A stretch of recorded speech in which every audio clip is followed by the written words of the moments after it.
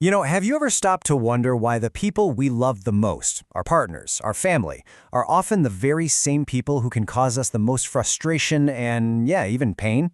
It's a real puzzle. Well, today, we're going to dive right into that. We'll be looking at Eckhart Tolle's teachings to figure out what's really going on under the surface and how just a small shift in how we see things can change, well, everything about our relationships. I mean, it's such a paradox, right? Love and conflict, they just seem to be two sides of the same coin sometimes. But what if I told you the problem isn't actually the other person? What if it's not even the relationship itself? What if the real root of it all is something happening inside our own minds? Yeah, let's dig in and find out. All right, so here's how we're going to break this down. First, we'll look at the root of the problem, what Tolle calls the ego's prison. Then we'll talk about the escape route, the power of presence. After that, we'll get practical with the practice of listening. And finally, we'll see the incredible payoff in connection beyond form.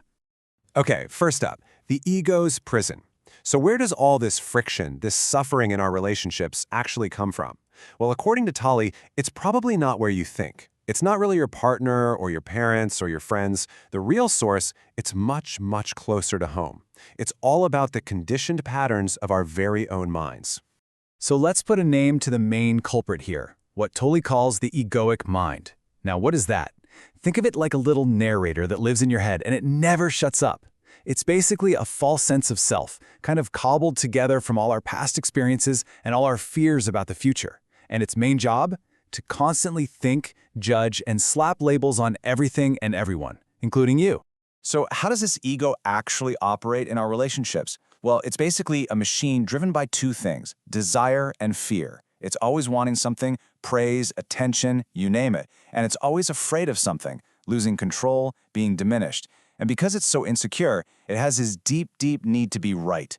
And if it's right, well, that means someone else has to be wrong, right? This is why a simple discussion can turn into a full-blown argument. The ego doesn't see the real person in front of you. It only sees the story, the label it's created for them. It's basically using them as a means to an end. And Tolle just nails this idea with this quote. He says we endow them with a personality created by your mind. Think about that. We create a false personality for them, and then that becomes a prison. But here's the kicker. It's not just a prison for them. It's a prison for us, too. We end up trapped, arguing with a ghost, a story we made up, instead of connecting with a real human being. And as if the ego wasn't enough to deal with, there's another player in this game, the pain body. What's that? It's basically an accumulation of all the old emotional pain from our past that hasn't been resolved. It kind of lives inside us, in our energy field. Most of the time it's dormant, it's sleeping. But it feeds on new pain. It loves drama. And it's incredibly clever. It'll hijack your mind, provoke a conflict, and start a fight in your closest relationships just so it can feed on the negative energy. It's a real saboteur.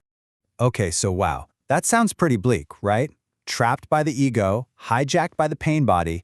Is there any way out? And the answer is a huge yes. There is an escape route. And the solution itself is actually surprisingly simple, which doesn't always mean it's easy, but it is simple. Just look at the difference here. It's like night and day.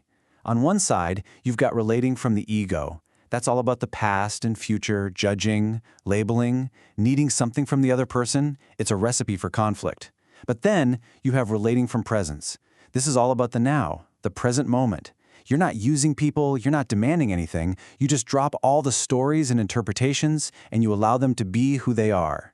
This is where separation ends and true connection actually begins. And that really is the key. If you take one thing away, let it be this. The entire shift, the whole escape route, happens by focusing on the present moment, the now. The second you bring your full attention to what's happening right here, right now, you pull yourself out of that river of constant, conditioned thinking. You're no longer lost in your thoughts. You become the awareness behind the thoughts. All right, so I know what you might be thinking. That sounds great, but how do I actually do it? Like, what does being present even look like in a real conversation? Well, that's exactly what this next part is about. We're getting practical now with a really powerful tool. And this is such a powerful idea.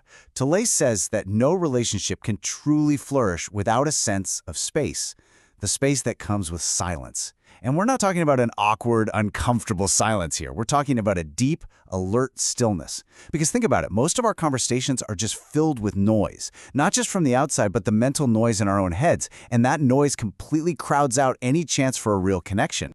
So here's a simple 4-step guide to what true listening actually is. First, you have to quiet your own thoughts. Stop that internal commentary.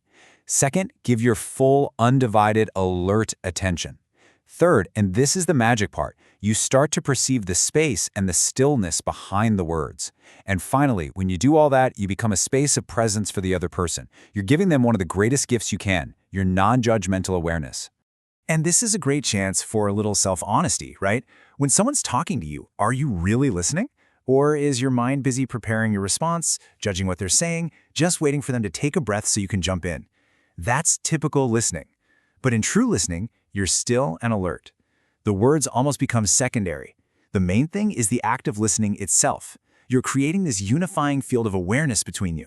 That's where the magic happens. So what's the payoff? What happens when we can actually do this? When we can meet people in the space of presence? Well, the outcome is it's profound. It goes way beyond just improving your relationships. It completely transforms them from the ground up. The first thing that happens is you have this huge realization about yourself. You start to see that all the roles you play every day, mother, father, partner, your job title, they're just roles. They're just conditioned patterns. They aren't who you are at your core. And right after that, another penny drops. You realize that if you're not your roles, then they aren't the story you've created about them either.